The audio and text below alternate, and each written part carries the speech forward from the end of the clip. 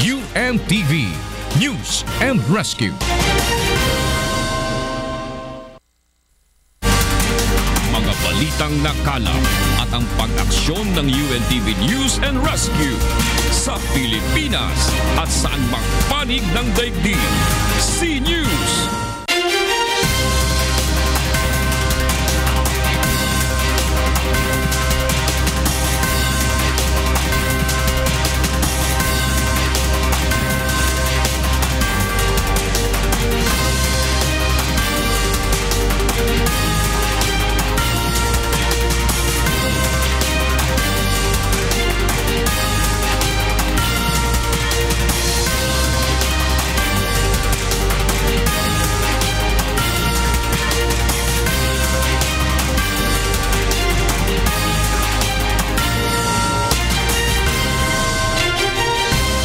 Mainit na balita ngayong tanghali. Komposisyon ng prosecution panel para sa isasampang drugs case laban kay Senator Leila de Lima ilalabas ng Department of Justice ngayong araw. PNP at BFP nag-inspeksyon sa lugar na pinangyarihan ng pagsabog ng mga paputok sa Bukawi, Bulacan. Batas na nagre-regulate sa bentahan at paggawa ng mga paputok, hiniling na maamyandahan. Na bagyong Karen, posibleng tumama sa Isabela, Aurora areas sa linggo. Malaking bahagi ng bansa uulan din naman ngayong weekend. Pangulong Rodrigo Duterte, mas palalawigin ang bilateral cooperation sa pagbisita sa Brunei at China sa susunod na linggo. BOC Transformers tatangkay makuha ang ika-4 na sunod na panalo laban sa PNP Responders sa pagpapatuloy ng elimination round sa UNTV Cup Season 5 sa linggo. At sa ating serbisyong kasangbahay, cleft palate patient, sasailalim sa reconstructive surgery sa tulong ng UNTV at partner in public service. Magandang tanghali. Tinulungan ng UNTV News and Rescue Team ang motorcycle rider na naaksidente sa Binyan, Laguna kagabi. Narito ang report ni Sherwin Kulubong. Naabutan pa ng UNTV News and Rescue Team na pilit kinakalma ng mga city marshal ang dugo ang lalaking ito. Sugat sa iba't ibang bahagi ng katawan at posibleng balisaka ng binti ang tinamo nito matapos sumemplang at madaganan ang kanyang minamanehong motorsiklo sa Barangay Francisco Road, Binyan, Laguna pasado alas 10 kagabi. Agad na binigyan ng first aid ng UNTV News and Rescue ang biktima na kinilalang si Danilo Concepcion. Ilang sandali pa, dumating na rin ang Binyan Emergency Rescue na tumulong sa pagdalagay ng splint sa binti ng biktima.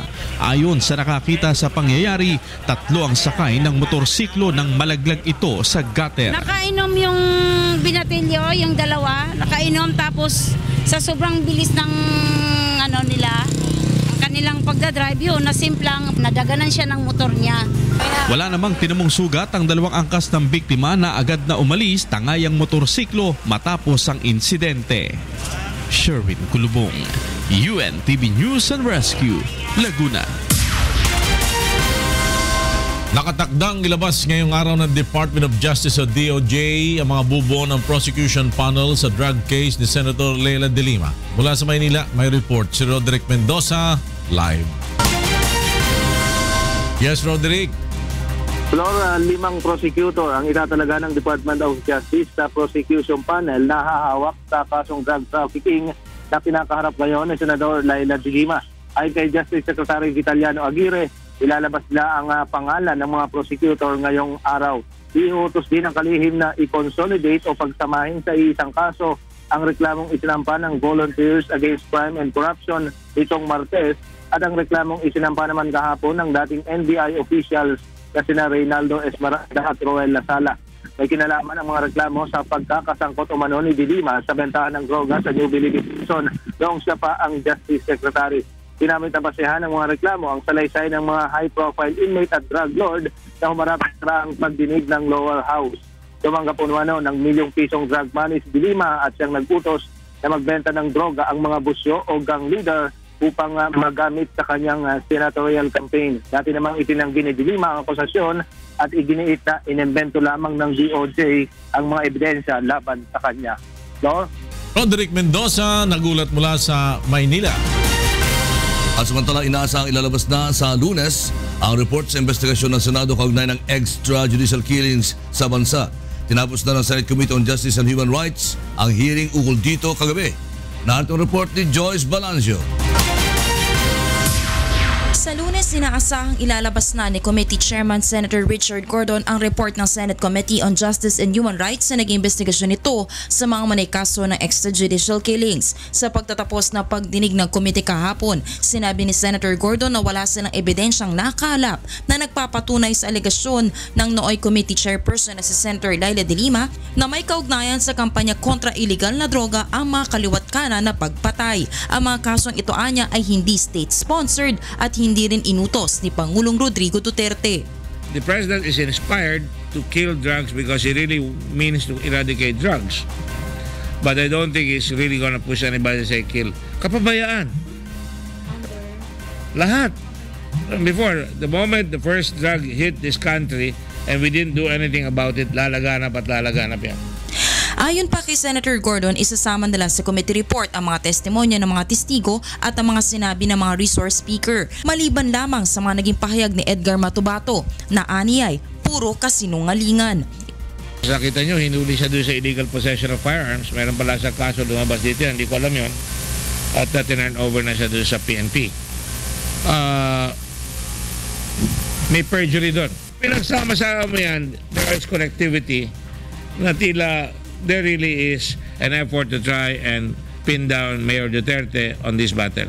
Isasama rin sa report ang mga rekomendasyon ng komite, kabilang na nga ang pagdadagdag ng pondo para sa police operations at ang pagpapabilis na investigasyon ng PNP sa mga operasyon kung saan namamatay ang mga inaaresto. Ipinangako naman ni Senator Gordon na magiging bukas sa publiko ang committee report.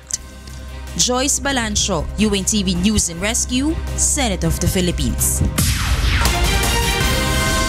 Inamin ng Philippine National Police Internal Affairs Service na wala pa ito na isasampang administratibo kay criminal case laban sa mga pulis na sangkot sa mga anomalyang police operations. Mula Enero hanggang Oktubre na kasalukuyang taon ay 1,000 pa lamang ang kanilang naiimbestigahan. 300 dito ay na-dismiss na dahil sa kawalan ng ebidensya at 23 lang ang nakitaan ng probable cause. Ayon sa abogado ng PNP IAS, kulang na kulang ang kanilang resources at tao para imbestigahan ang lahat ng mga kaso. We are only about 600 IAS personnel, and out of the 600, there are only 200 investigators nationwide. Ikinabahala na rin ng the International Criminal Court o ICC Chief Prosecutor na si Fatou Bensouda ang mga patayang nagaganap sa Pilipinas. Labis din ang pag-alala ni Bensouda dahil tila sinasang-ayunan at sinusuportahan ito ng matataas na opisyal ng pamahalaan. Nagbabala rin si Bensouda na sino man ang nanghihikayat o masasangkot sa mass violence ay mahaharap sa paglilitis ng ICC. Samantala, nilagdaan na ni Pangulong Rodrigo Duterte ang administrative order para sa pagbuo ng task force na tututok sa mga kaso ng media killings sa bansa. May report si Rosa Licos. Ang Pilipinas ang pinakamapanganib na bansa sa buong Southeast Asia para sa mga mamamahayag. Batay ito sa ulat ng International Federation of Journalists noong 2015. Bunsod ng mga pagpatay sa lumalaking bilang ng journalist sa bansa, ipinag-utos na ni Pangulong Rodrigo Duterte ang pagbuo sa Presidential Task Force na tututok sa pagresolba sa mga insidente at kaso ng pang-aabuso at paglabag sa karapatang pantao ng mga kawani ng media. Binuo ng ating Pangulo itong Presidential Task Force on violations of the right to life, liberty, and security of the members of the media. So nandyan po yung security of the members of the media. Magsisilbing chairman ng task force si Justice Secretary Vitaliano Aguirre II at kasama sa mga bubuo nito sina Secretary Andanar, DILG Secretary Ismael Sueno, Defense Secretary Delfin Lorenzana, Solicitor General Jose Calida, AFP Chief of Staff General Ricardo Visaya, PNP Chief Ronald De La Rosa, NBI Director Dante Guieran at Presidential Human Rights Committee. Iimbitahan naman bilang mga observer at resource person ang Commission on Human Rights at Ombudsman kasama ang mga kinatawan ng iba't ibang media organization. tutulungan natin yung pagbigay ng hustisya doon sa mga unresolved cases, yung mga hindi pa na papailan ng kaso. At bibilisan din natin ang proseso para mas lalong matulungan sa lalong mas madaling panahon yung mga kapatid natin sa industriya.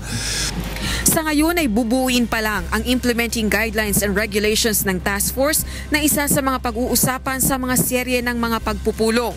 Inaasahang sisimula ng pag-convince sa mga miyembro ng Presidential Task Force pagkatapos ng serye ng pagbisita ni Pangulong Duterte sa ibang bansa ngayong buwan. Kabilang din sa mga tututukan at aaksyonan ng Presidential Task Force on Violence Against Media Workers ang mga bantang natatanggap ng mga mamamahayag sa pamamagitan ng social media. Rosa Licoz, UNTV News and Rescue, Malacanang. Susunod. Daang pasahero stranded na sa ilang pantalan sa Bicol Region dahil sa bagyong Karen. Bagyo, posibleng mag-landfall sa Isabela, Aurora sa Linggo. Implementasyon ng no weekday sale ngayong Oktubre, ipinagpaliban ng mall operators at Interagency Council for Traffic. At panukalang agahan ang bakasyon ng mga estudyante ngayong holiday season, hindi inaprubahan ng Department of Education.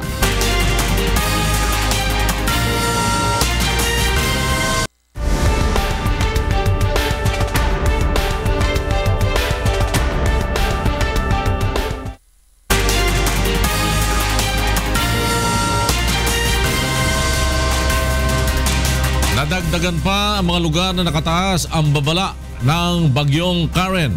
Alamin natin ang latest sa lagay ng panahon mula kay Ray Pilayo na nasa Pag-asa Weather Forecasting Center. Ray? Yes, Ray. Sa ngayon ay lumakas pa itong bagyong si Karen habang papalapit sa may Bicol Region. At kaninang alas 11 ng umaga, ito ay namataan ng Pag-asa sa layong 260 kilometers sa may silangan ng Ziras, Catanduanes. Naglayang lakas ng hangin na 10 km kada oras at yung pagbugso ay aabutan sa 105 km kada oras. Kumikilos pa rin ito pa west-northwest sa bilis na 9 km kada oras. Medyo bahagya itong bumagal. At ayon sa Pag-asa, yung area ng Catanduanes at Camarines Sur, nakataas po ang signal number 2 kung saan sa loob po ng 24 na oras ay makararanas pa rin po ng masungit talagay ng panahon. At binababalaan po ng Pag-asa yung mga lugar na yan dahil sa oras na maapektuhan po ay maaaring makasira po yan ng mga pananim at maaaring makadamage po ng bahagya sa mga bahay lalo na po sa mga gawa po sa nice materials. Ang signal number 1 naman ay nakataas sa Camarines Norte, Albay, Sorsogon, Quezon kasama ng Polillo Island, yung Aurora, Isabela, Quirino, Laguna, Rizal, Marinduque at Burias Island. Sa Visayas din po nakataas ang signal number 1 sa may Northern Samar. Sa mga lugar po na makakaranas po ng mga pagulan at pagbugso ng hangin sa loob po ng 36 na oras. Ayon sa Pag-asa, by Sunday ay maaari pong tumama ito pong sentro ng bagyong si Karen sa may area po ng Isabela at Aurora area dyan po sa pagitan yan. Sa mga lugar po na yan, dyan dadaan posibleng dumaan yung sentro. Kasi yung kanya pong diametro na umaabot po sa 400 kilometro, maaari pong mahagip yung malaking bahagi ng Northern Luzon at yung Central Luzon at ilang bahagi din po ng Southern Luzon. Ayon sa Pag-asa, by Monday night or early Tuesday ay lalabas na rin ito ng Philippine Area of Responsibility. Pinapayo po ng Pag-asa na lagi pong magantabay sa update ng panahon dahil ito pong si Karen ay maaari pong lumakas pa. Ito ay typhoon. Ibig sabihin po niyan ay heavy rains ang in-expect po natin. Lalo na dun sa mga lugar na dadaanan po ng bagyo. Sa mga maglalayag naman po, delikado na nga po dun sa mga baybayin ng mga lugar na kataas ang babala ng bagyo. Baging sa eastern seaboard po ng Eastern Samar ay wag na pong pumalaot yung ating mga kasambahay dahil patataas po ang mga pag-alon. Kaya ating latest sa lagay ng panahon, balik sa ito. Ray Pilayo nagulat mula sa Pag-asa DOST. Naghahanda na mga probinsya sa Bicol Region na posibleng tamaan ng bagyong Karen. Samantala umaabot na sa 1,000 pasahero ang stranded sa mga pantalan sa Bicol. Mula sa Naga City, may report si Alan Manansala live. Yes, Alan. Kami ilagay na sa blue alert status ang probinsya ng Camarines Sur bilang paghahanda sa posibleng maidulot bagyong Karen sa probinsya. Galing nito at ay mayroon Babalikan po natin ang ulat na yan ni Alan Manansala. Ininspeksyon ng Philippine National Police Fire and Explosive Office at Bureau of Fire Protection, Bulacan, ang lugar na pinangyarihan ng pagsabog ng mga paputok sa Bukawi, Bulacan. Mula sa Bulacan, may report si Nestor Torres live. Yes, Nestor.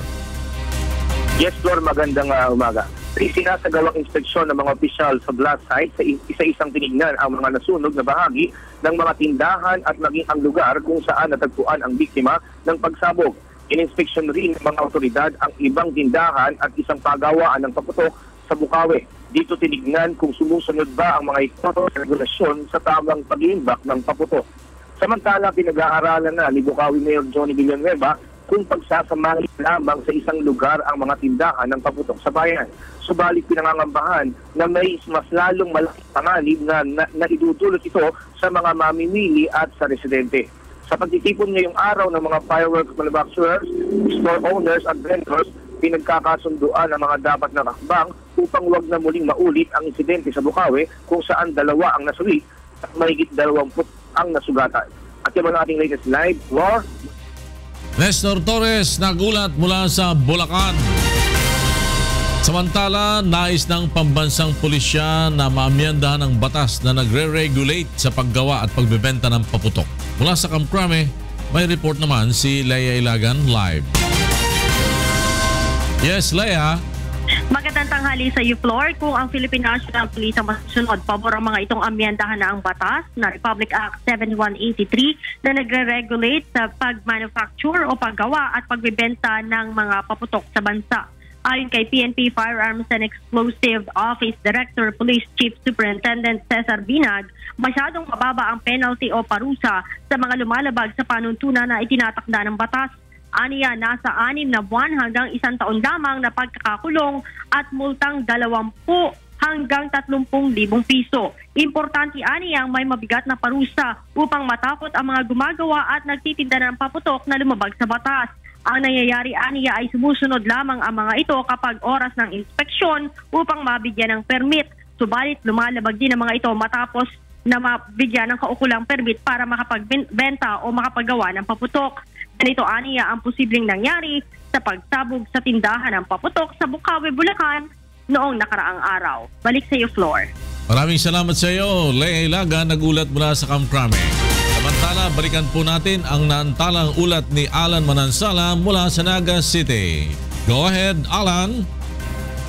Flor, inilagay na sa blue alert status ang mga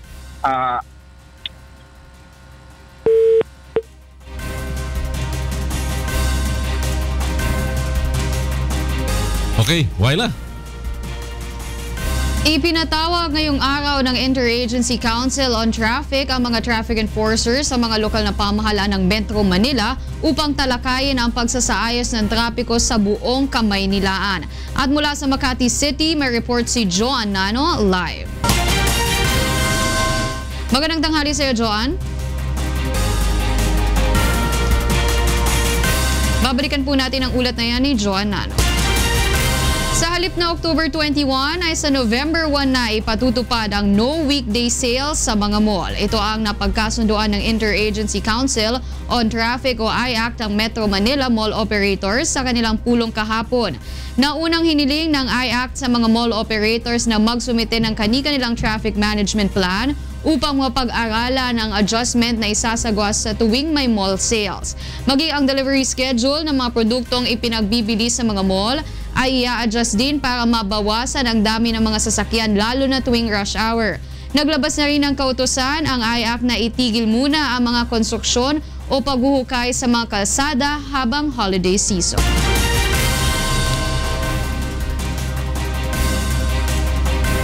Samantala, bibili pa ng maraming closed-circuit television o CCTV camera ang Manila International Airport Authority o MIA kapag nabigyan na ng emergency power si Pangulong Rodrigo Duterte.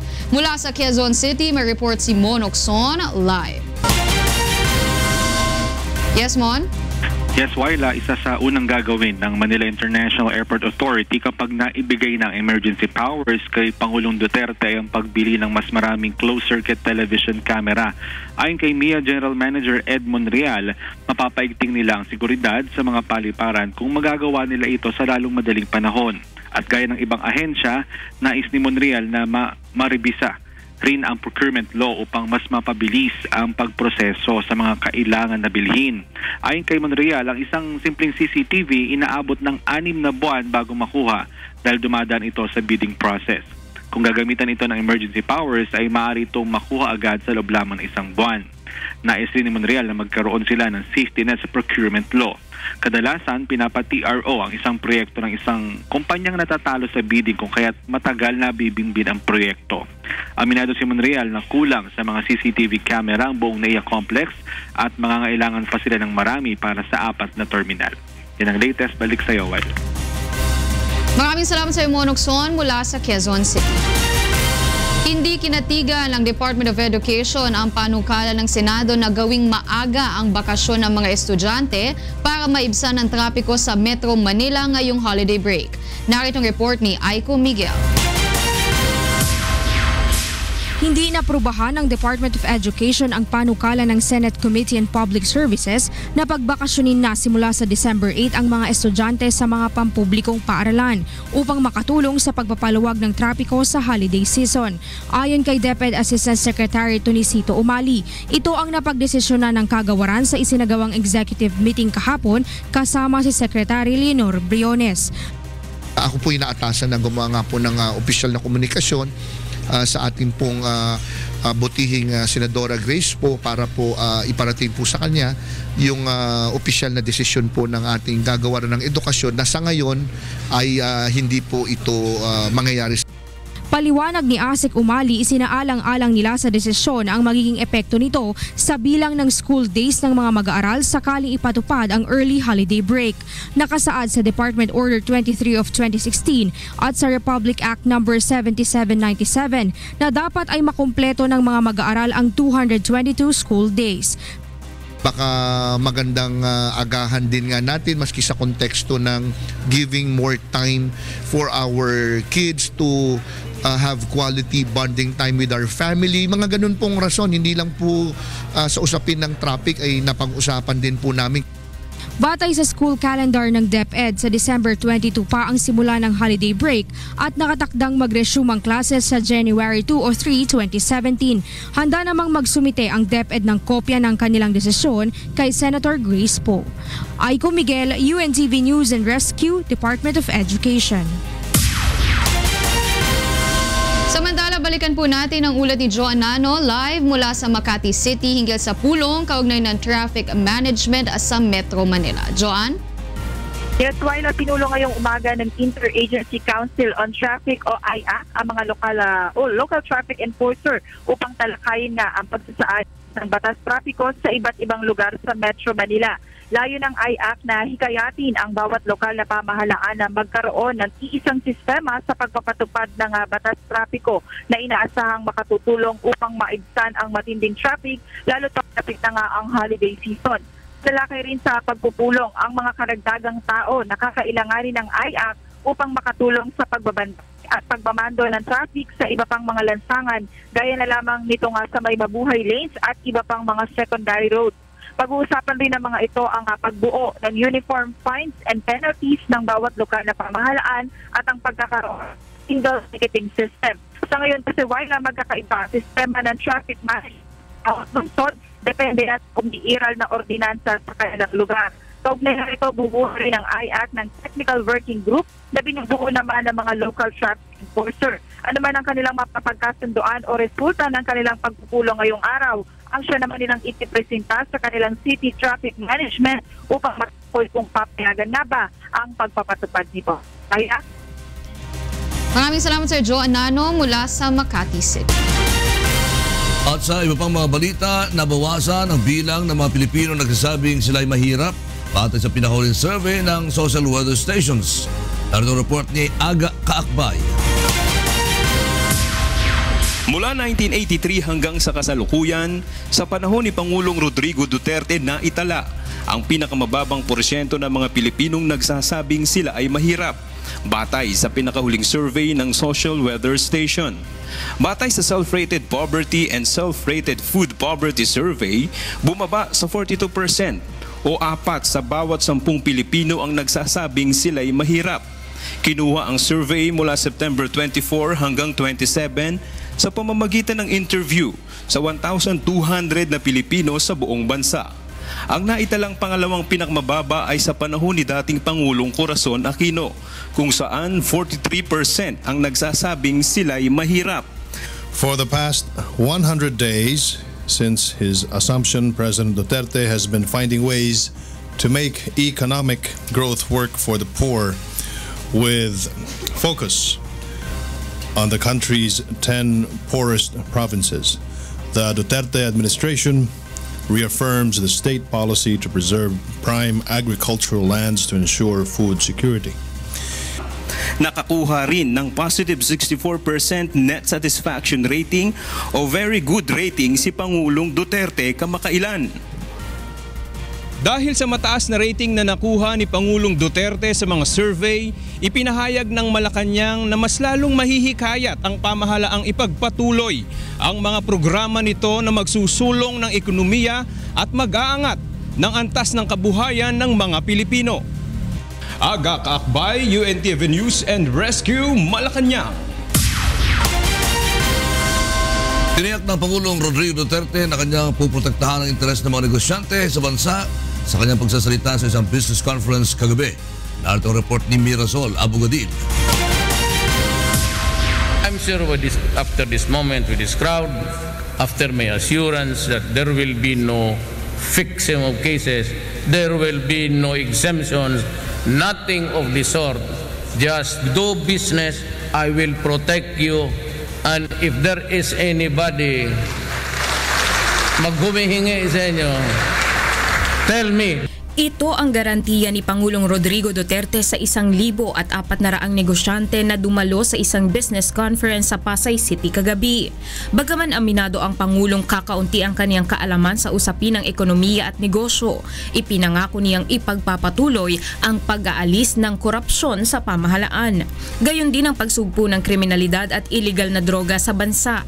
Desidido rin ang punong ehekutibo na tuparin ang mga ito sa ilalim ng kaniyang termino. And so what I will say is that in this government, there will be no corruption. In this government,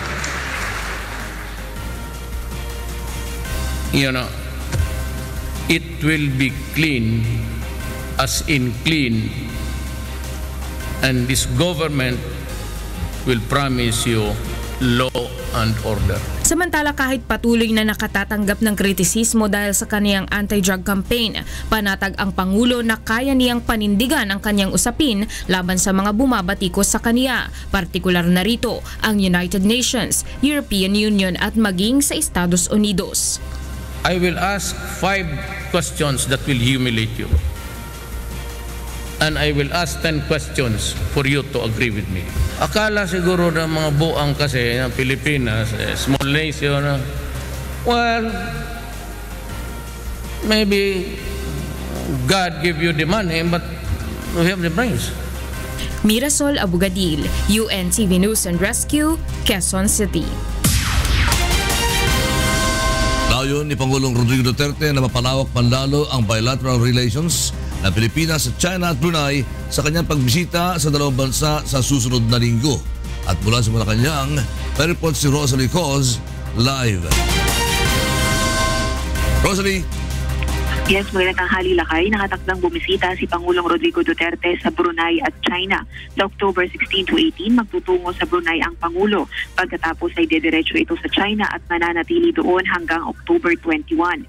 Kapwa, makikipag-meeting si Pangulong Duterte kina Brunei Sultan Haji Hassanal Bolkiah at Chinese President Xi Jinping. Dadalawin din ni Pangulong Duterte ang Filipino community sa Brunei at China.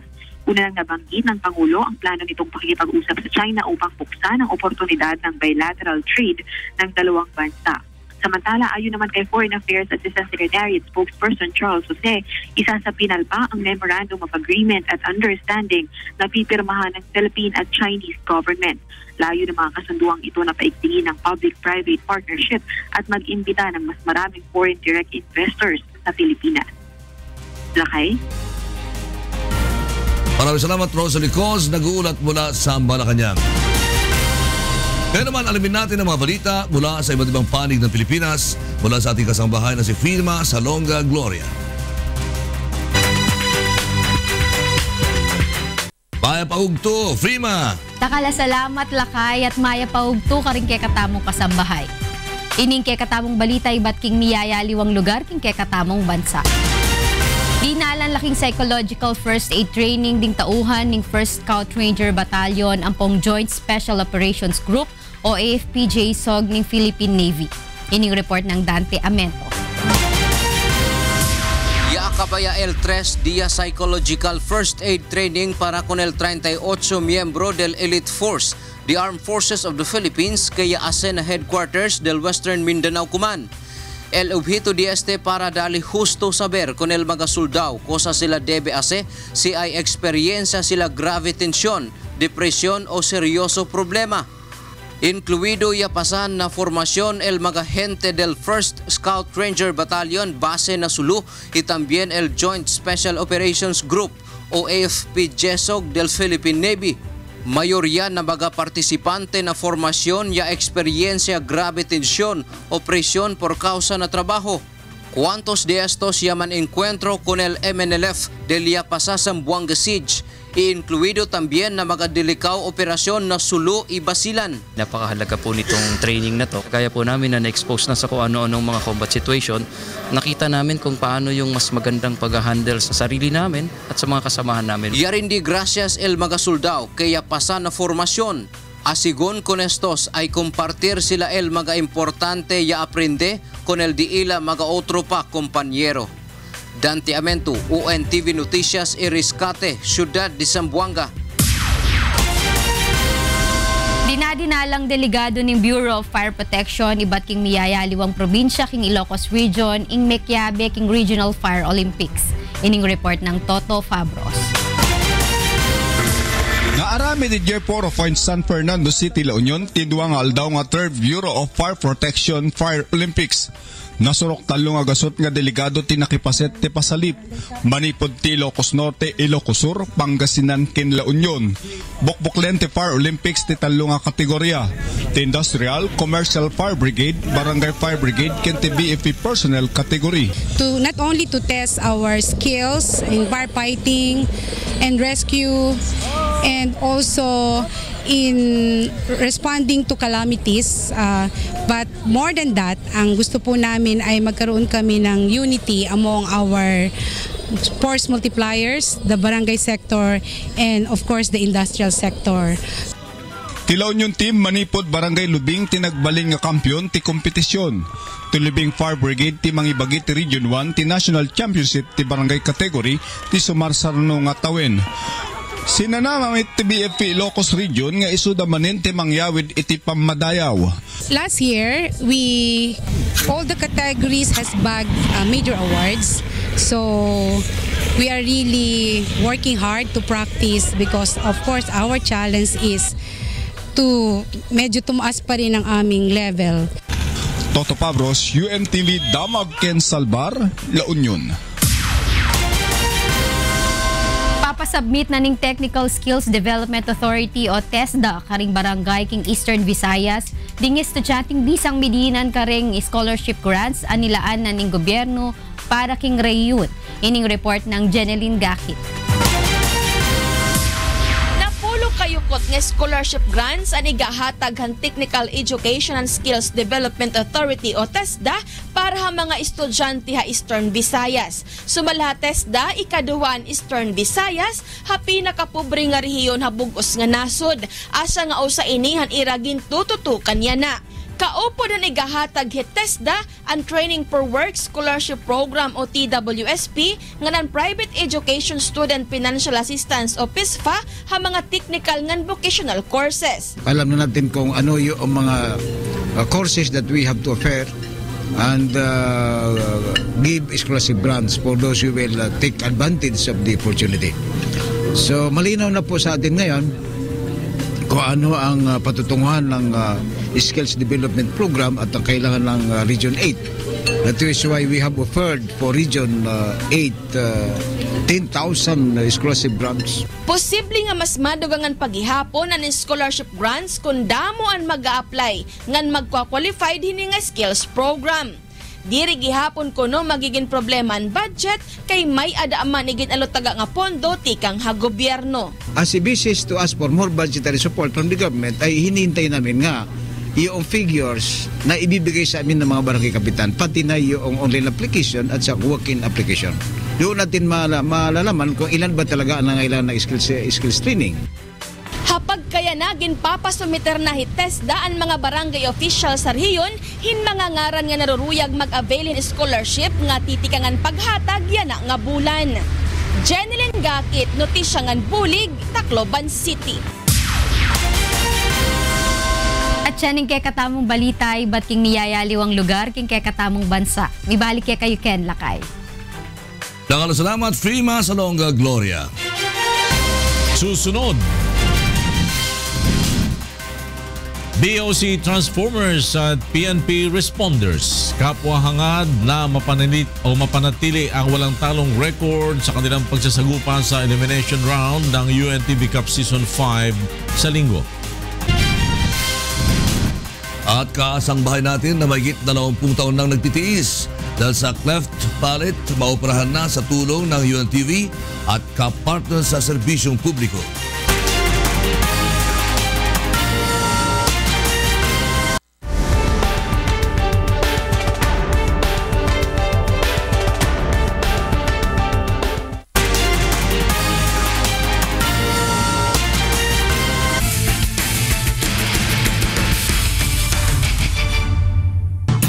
Ng BOC Transformers at PNP Responders na mapanatili ang walang talong record sa kanilang pagsasagupa sa pagpapatuloy ng first round eliminations ng UNTV Cup Season 5 sa linggo. Narito ang report ni Bernard Dadis. Tinabol at may chance to.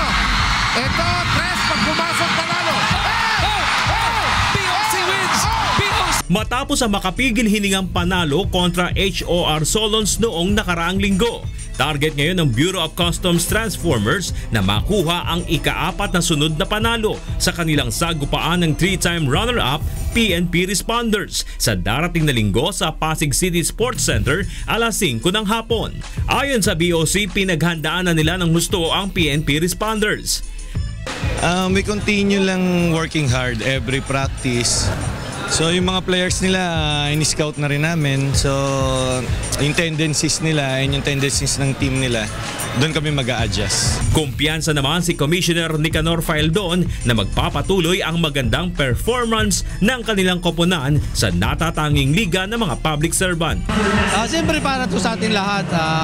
Hindi lang to win, entertainment ito ng lahat ng mga government employees. Saka dun sa serbisyong bayan ng ating programang UNTV Cup. Kaya motivated lahat to participate. Sa ngayon ay nangunguna ang BOC sa Group B na may malinis na 3-0 win-loss record. Kasunod naman sa ikalawang pwesto ang PNP na may 2 panalo at wala pang talo. Una rito ay maghaharap ang DOJ Justice Boosters at GSIS Furies alas 2 ng hapon. Samantalang sa second game naman ay ang Ombudsman Grabbusters at MMDA Black Wolves alas 3:30 ng hapon. Mapapanood ng live ang triple header ng UNTV Cup Season 5 sa darating na linggo sa UNTV at live via streaming sa untvweb.com. Bernard Dadis para sa UNTV Cup Season 5. Samantala, alamin naman natin ang mga balita sa labas ng bansa mula kay Darlene Basing. Good afternoon, Darlene. Good afternoon, Wyla, and to all our kasangbahay. Here are the top stories from around the globe. World leaders and Thai people alike are mourning the death of King Pumipon Adulyadej, who died on Thursday after 70 years on the throne. As the longest reigning monarch, he was known as a unifying force in Thailand. President Barack Obama praised the monarch as a close friend and partner of the United States. He also called the king as a tireless champion for Thailand's development, praising what he described as his unflagging devotion to improving the lives of his subjects. The palace did not give a reason for the king's death. His son and heir apparent, the 63-year-old Crown Prince Maha Vajiralongkorn, is expected to become Thailand's new king. The Tokyo government faces pressure on budget with only less than 4 years before the 2020 Olympics. Ryuji Sasaki has the news. 東京の小池百合子知事は水曜日、これから来る2020年のオリンピック大会の予算を抑制する日本の最後のチャンスだと述べました。2ヶ月前、2人の前知事が不祥事の隕石辞任した後に、知事として新しく選出され、小池氏は主催者の東京の評判を保つことに責任を負ってきています。決めることがですね、今正しく決めるっていうことがラストチャンスだと思っています。会期、大会の前になるとさらにコストは上がります。チョイスがなくなるとこのマーケットメカニズムでいうとより高いお金を要求してきますから、今ラストチャンスだと思っています。先月、知事は膨らんでいる予算の再審査を命じ、総費用の3兆円が明らかにされ、大会が開催する4年前にさらなる計画変更をするようにと、東京都の都政改革本部に圧力をかけている。ポートやカヌー会場を東京都約400キロ離れた3カ所の候補地に移転するように東京都の都政改革本部が提案したが、大会が迫っているにつれてそのような調整は難しいと委員会が述べました。もうすでに決まっているいくつかの会場をもう一度リチェックして、そしてそれが本当にワイズスペンディングなのか、それともレガシーという言葉がありますけれども、借金だけが残るレガシーではいけない。東京の委員会は国立競技場のための初期デザインの使用中止、高額すぎる開会式や閉会式の場所、盗用疑惑を受けながら大会のためのロゴのデザインのやり直しという問題の一連に直面してきました。先月、小池氏は東京にある世界最大の築地市場の移転延期をし、その移転は選手村や国立競技場につながる道路の建設を危険にさらす可能性があります。リュウジ・ササキ、UNTV ニュース&レスキュー、日本。The UN General Assembly has appointed Antonio Guterres as the next UN Secretary General. Guterres was formally and unanimously recommended by the UN Security Council on Thursday to replace Ban Ki-moon, who is set to retire on January 1, 2017. Guterres was a former Prime Minister of Portugal and served as a UN High Commissioner for Refugees for 10 years. The term of office for Guterres will start on January 1, 2017 and will end on December 31, 2021. And those are the stories making headlines around the globe. Back to you, Wyla. Thank you and happy weekend to you, Darlene Basingan, and to our correspondents around the globe.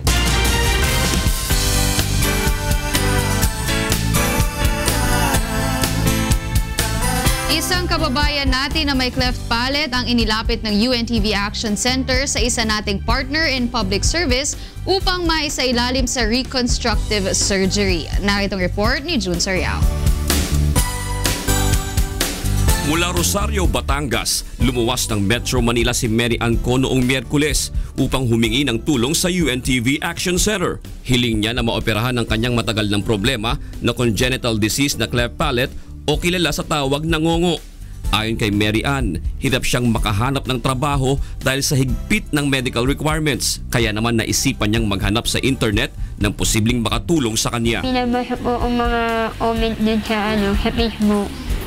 Yun na hindi na tulong. Nag-message po kay Generation Tapos po ay may nag-response po doon. Bilang pagtugon naman sa problema ni Mary Ann, nakipag-ugnayan ng UNTV kay Dr. Grace Nario, isang plastic surgeon at matagal ng katuwang ng himpilan sa pagtulong sa mga mayroong cleft lip at palate. Wala siyang ibang problema sa katawan, wala siyang bisyo. So kung sa operation lang, I think safe naman siya maoperahan. Gayunman, ayon kay Dr. Nario, mas maraming risk factor ang dapat isaalang-alang sa isasagawang reconstructive surgery. One, may risk na hindi mag-improve ang speech kasi late na tayo, dapat before 2 years old. Mas bloody yung operation kasi mas marami ng blood vessels. Number 3, mas may risk tayo na may mabutas or bumuka totally. Nagpapasalamat naman si Mary Ann sa tulong ng UNTV, gayon din si Dr. Grace Nario dahil sa pagkakataong makatulong sa kapwa. Salamat po sa UNTV dahil na ito po yung inyong programa. Naulungan niyo po ako sa pagpapapala sa Klepanan. Maraming salamat sa programa ng UNTV at marami tayong natutulungan. Sana ma-spread natin yung good news na kung sino man na may cleft lip and palate, bingot or ngongo, bungi or sungi, alam nila na may malalapitan sila, lumapit lang kayo sa UNTV, may libre po tayong operasyon. Jun Suriao para sa Serbisyong Kasangbahay. Amustahin naman natin ang behind the scene ng isang araw, ikatlong yugto. Ito pelikula. Paano kaya nakaka-relate ang ilan sa mga artista sa kanilang role na ginagampanan? Alamin natin yan sa report ni Brian Evangelista.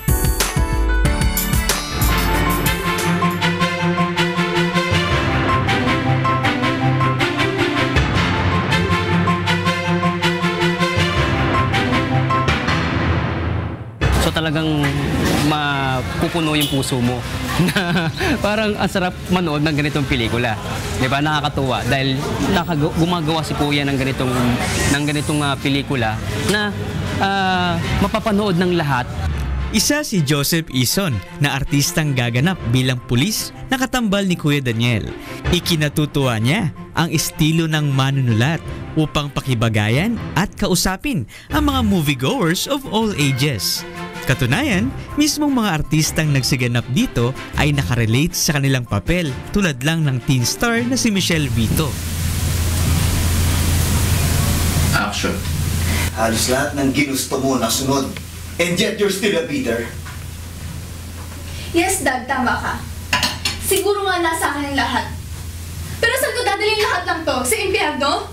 Kailangan mo ding maramdaman na meron kang mommy at daddy na hindi lang basta pinapaaral ka, pinapakain ka, pero yung nakakausap mo sa mga bagay-bagay, yung nakaka-bonding mo, yung kapag may problema ka, nakakausap mo sila, and yung nag-guide ka, yung alam yung nangyayari sa'yo. Para naman sa mga very business-minded, ito naman ang self-realization ng ating beauty queen na si Miss International 2005, Precious Lara Kigaman Alcaraz. Isa siguro sa mga nagustuhan ko din talaga sa story is parang pinapakita sa mga manonood na everything here is temporary. Sa mundo natin talagang lahat ng bagay temporary lang. And dapat talaga hindi tayo nagsusstore up ng anything that will not last. At higit sa lahat, tiyak na ang pelikula ay kapupulutan ng aral. From the top up to the bottom, kapupulutan mo ng aral eh. Kaya ibang-iba sa lahat ng pelikulang ginawa ng mga production.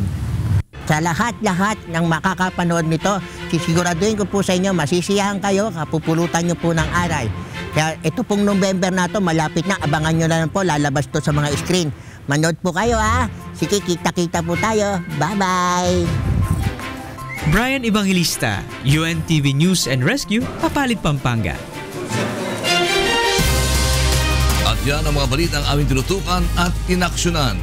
Dahil sa aming pagbabalita, una ang pagkalinga sa kapwa. UNTVC News. May balita, saan mang panig ng daigdig. Magandang tanghali at Happy Weekend!